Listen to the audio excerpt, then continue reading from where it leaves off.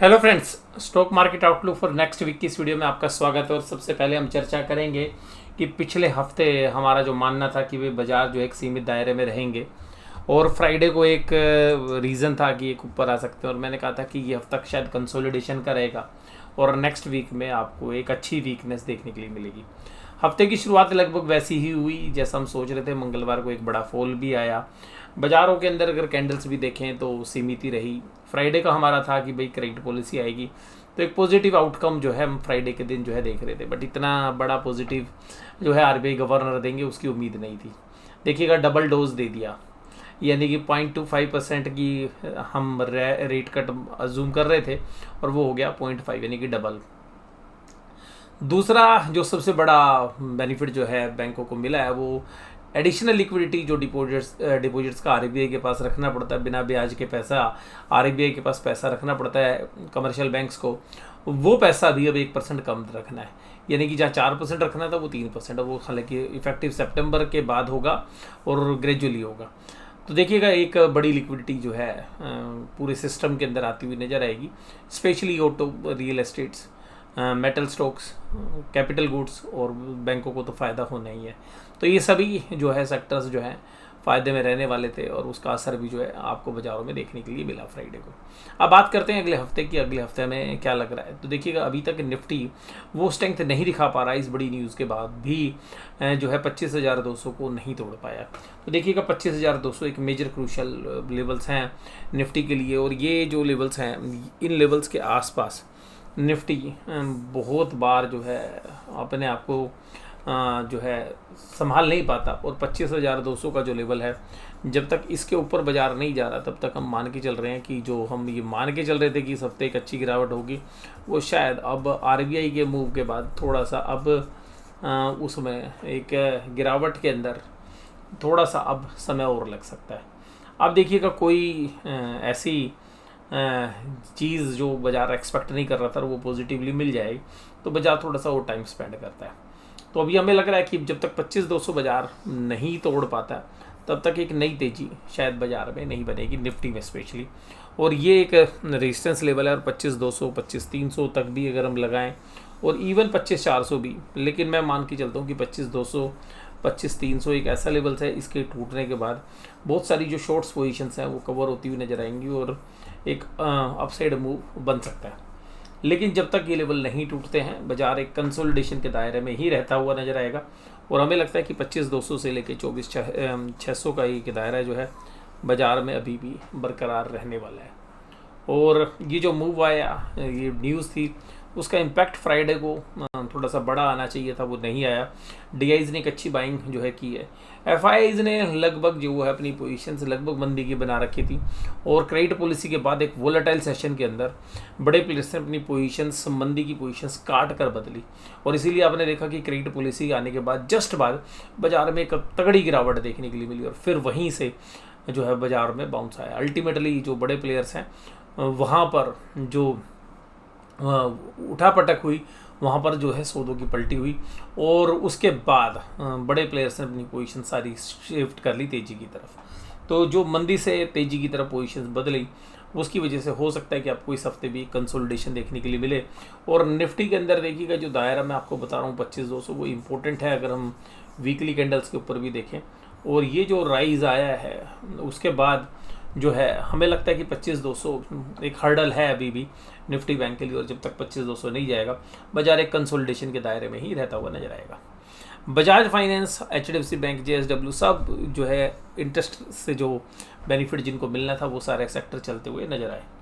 उसके बाद अगर हम देखें तो एडवांस डिक्लाइन रेशो इंटरेस्ट कटने के बावजूद भी कोई बहुत इंप्रेसिव नहीं हुई। तो ऐसा लग रहा था कि वो बाजार पहले से अपने हायर लेवल के आसपास ट्रेड कर रहे हैं, तो कुछ प्रॉफिट बुकिंग अभी भी जो है इन्वेस्टर्स की तरफ से देखी जा रही थी। और कुल मिलाकर अगर हम देखें तो बाजार के अंदर ब्रॉड बेस जो है बाइंग थी। गिरने वाले मात्र 5 ही शेयर थे, तो ये पॉजिटिव न्यूज़ है, पॉजिटिव आउटकम है। लेकिन बाजार की वैल्यूशंस कोई बहुत सस्ती नहीं है।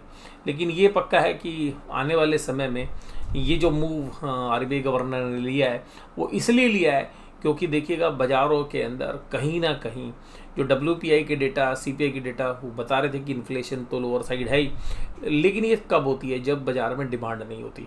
तो अल्टीमेटली जो डिमांड है या जो GDP की ग्रोथ के डेटा मोदी गवर्नमेंट ने प्रेडिक्ट किए हुए हैं उसमें कहीं ना कहीं संकट आ रहा था। तो अल्टीमेटली RBI गवर्नर ने ऐसा मूव लिया, RBI की जो मॉनेटरी पॉलिसी कमेटी की मीटिंग में जो फैसला लिया गया वो ऐसा लिया गया कि ग्रोथ को हम प्रायोरिटी देते हैं। तो इस वजह से जो है हमें लगता है कि जो रेट ऑफ इंटरेस्ट काटे गए हैं। तो अल्टीमेटली अगर इसके सिक्के के दूसरे पहलू को देखें तो कहीं ना कहीं गवर्नमेंट को आभास था कि जो कैपिटल एक्सपेंडिचर्स हैं वो रिड्यूस होते जा रहे हैं, डिमांड आ नहीं रही, ग्रोथ आ नहीं रही। और सीधी सी बात ये है कि अगर रेट ऑफ इंटरेस्ट कटते हैं तो गवर्नमेंट को भी जो नया पैसे इकट्ठा करना है बॉन्ड मार्केट से वो भी सस्ते रेट पे मिल पाएगा। तो अल्टीमेटली 0.5 का जो है कट एक बड़ा कट है और इसका जो बेनिफिट है वो ऑटो, हाउसिंग या जो बाकी NBFC से उनको मिलता हुआ नजर आएगा। अब निफ्टी बैंक के अंदर तो देखिएगा जो 56,200 का जो मूव था वो टूट गया। 56,200 की जो रेजिस्टेंस थी वो टूट कर ऊपर की तरफ आ गया। तो हो सकता है कि बाजार अब इस रेंज में कंसोलिडेट करे 56,800 और इवन 57,000 तक का भी निफ्टी एक बार मूव करे। लेकिन मुझे लगता है कि अब जो 56,200 है 56,200 जब तक नहीं टूटता है बाजार के निफ्टी बैंक के अंदर फर्दर कमजोरी तभी बन सकती है जब 56,200 के नीचे बाजार क्लोज दे और कम से कम 2 दिन क्लोज दे या एक बड़ा मूव आए। अदरवाइज जो है बाजार अभी कंसोलिडेशन के अंदर इस हफ्ते रहने की पूरी उम्मीद है, क्योंकि एक ऐसा मूव है जिसको बाजार भी एंटिसिपेट नहीं कर रहा था। एक तो डबल कट और दूसरी बात है जो लिक्विडिटी मिली है। तो अल्टीमेटली जो पैसा सिस्टम के अंदर आएगा तो लिक्विडिटी आएगी तो वो स्टॉक मार्केट में भी उसका पैसा आना लाजमी है।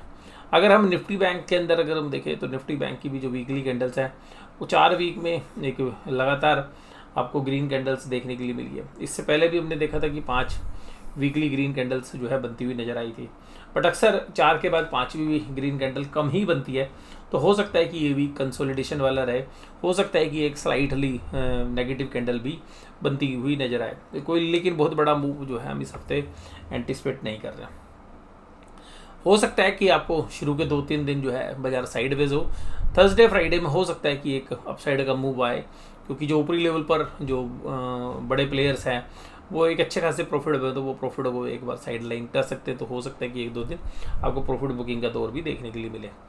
और देखिएगा जो सारे जो छोटे बैंक्स हैं उनमें एक अच्छी तेज़ी देखने के लिए मिल, चाहे IDFC की बात करें या जो बाकी छोटे बैंक्स थे वहाँ पर एक अच्छी तेज़ी थी। बड़े बैंकों के अंदर भी अगर हम देखें तो स्पेशली HDFC जो है बैंक निफ्टी को लीड कर रहा था, जो मेजर कंट्रीब्यूटर था। ICICI बैंक में हालांकि खास तेज़ी देखने के लिए नहीं मिली। हो सकता है क्योंकि निफ्टी बैंक के अंदर एक इंडेक्स मैनेजमेंट होती है, तो जब बाकी बैंक कमज़ोर हो रहे होंगे तो उस समय पर ICICI बैंक के अंदर एक पॉजिटिव साइड का मूव आए। हालांकि बैंकिंग सेक्टर के अंदर अगर हम ये पूरी चीज़ देखें तो डिपोजिटर्स के लिए रिस्क बढ़ गया है, क्योंकि डिपोजिटर का जो 4% पैसा सेफ्टी के लिए RBI रखता था वो पैसा अब 3% हो जाएगा उनके डिपोजिट का। दूसरी बात है डिपोजिटर को भैया 0.5% कम इंटरेस्ट मिलेगा, तो डिपोजिटर के लिए तो बहुत ही ख़राब खबर है। हालांकि जो लोग बैंकों से लोन लेते हैं उनके लिए पॉजिटिव खबर है ये, और जो बाकी इंडस्ट्री क्योंकि लोन लेती है तो उसके लिए तो ये बेटर न्यूज़ थी। उसके बाद अगर हम देखें तो FIs ने इतनी बड़ी न्यूज़ के बावजूद भी मात्र 1,000 करोड़ की ही बाइंग करी, और क्योंकि उनकी काफ़ी बड़ी मंदी की पोजीशन बना रखी थी उन्होंने FNO में, लेकिन वो अब जो है स्लाइटली जो है न्यूट्रलाइज कर लिया उन्होंने पोजीशन और थोड़ी सी तेज़ी की तरफ मूव कर गए हैं। और DIs ने एग्रेसिवली 9,000 करोड़ की बाइंग करी। FIs ने अपने इंडेक्स फ्यूचर्स में भी जो मंदी की पोजीशन थी वो काटते हुए नजर आए। उसके बाद अगर हम देखें तो स्टॉक फ्यूचर्स में भी जो मंदी की पोजीशंस बना रखी थी वो भी काटते हुए नजर आए। तो FIIs अब जो है न्यूट्रलाइज कर ली अपनी पोजीशन, तो जो मंदी की पोजीशन थी वो न्यूट्रल हो गई। तो अभी शायद बड़ी गिरावट की उम्मीद ना करें और इस हफ्ते शायद हमें एक कंसोलिडेशन वाला बाजार देखें। और मेजर लेवल्स पर अगर 56,200 का लेवल टूटता है, 24,400 के लेवल टूटते हैं बैंक निफ्टी में 56,200 और निफ्टी के अंदर अगर हम देखें तो मेजरली 24,400 के नीचे अगर बाजार क्लोज होते हैं तो ही कोई डाउन साइड के मूव्स आपको देखने के लिए मिलेंगे। और पुट कॉल रेशियो भी कोई खास नहीं है निफ्टी बैंक की, तो हम ये मान सकते हैं कि न्यूट्रल है, और ये भी हमारे को इंडिकेट कर रही है कि कंसोलिडेशन वाला मार्केट रह सकता है। डाउ जोन्स में एक अच्छी तेज़ी हमें देखने के लिए मिली। उसके बाद अगर हम देखें तो ब्रांड गुड में भी 60-61 से बढ़कर देखिएगा ऊपर के मूव आए, तो ये भी कहीं ना कहीं एक स्ट्रेंथ दिखा रहे हैं कि भाई इकोनॉमी में कुछ ना कुछ रिकवरी आ रही है, तो कुछ डिमांड हो रही है। तो अल्टीमेटली स्टॉक मार्केट में जब राइज आ रहा है तो उसके साथ क्रूड ऑयल के प्राइस भी जो है थोड़ा सा सॉफ्ट नहीं है। इसका एक रीज़न ये भी है कि थोड़ा सा जियो पोलिटिकल जो टेंशन है वो बनी रहती है, तो उसकी वजह से क्रूड ऑयल के प्राइस काफ़ी मूव करते हैं।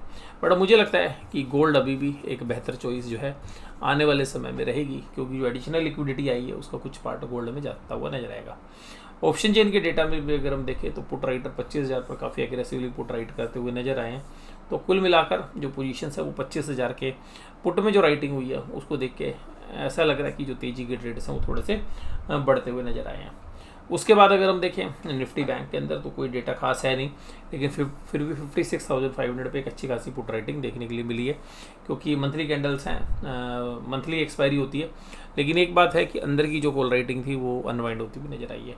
तो जो मंदी के ट्रेड्स बने हुए थे वो अनवाइंड होते हुए नजर आए, क्योंकि मंदी की एक उम्मीद हमें इस हफ्ते के लिए बनी थी, और वो बनी इसलिए थी क्योंकि पिछले हफ्ते अगर हम देखें तो बृहस्पतिवार तक सही तरीके से एक कंसोलिडेशन का दौर था, लेकिन जो फ्राइडे को आरबीआई के गवर्नर ने जो मूव लिया, तो मुझे लगता है कि ये हफ्ता जो है कंसोलिडेशन का रहना चाहिए, और उसके बाद जो इस हफ्ते के ट्रेड्स के बाद क्लियर पिक्चर होगी कि बाजार अब किस तरीके से जो है फाइनली एक्सपायरी के आसपास जाता हुआ नजर आएगा। बट ये बात पक्की है कि बाज़ारों के अंदर बड़े प्लेयर्स एक अच्छे खासे प्रॉफिट पे हैं, वो प्रॉफिट बुकिंग कभी भी जो है बाज़ार में आ सकती है। लेकिन जो मेजर लेवल्स हैं उनको टूटने के बाद ही उसके जो है इंडिकेशंस आएंगे। तो अभी तक बाज़ार के अंदर क्योंकि जो मंदी के ट्रेड्स थे वो फंस गए हैं, बहुत लोगों के स्टॉप लॉस अभी कट भी चुके हैं, और हो सकता है कि बाज़ार अभी शायद दोनों साइड के मूव दें इस हफ्ते भी, और एक कंसोलिडेशन का बाज़ार रहे। तो आज की इस वीडियो में बस केवल इतना ही। वीडियो देखने के लिए धन्यवाद। Thank you very much.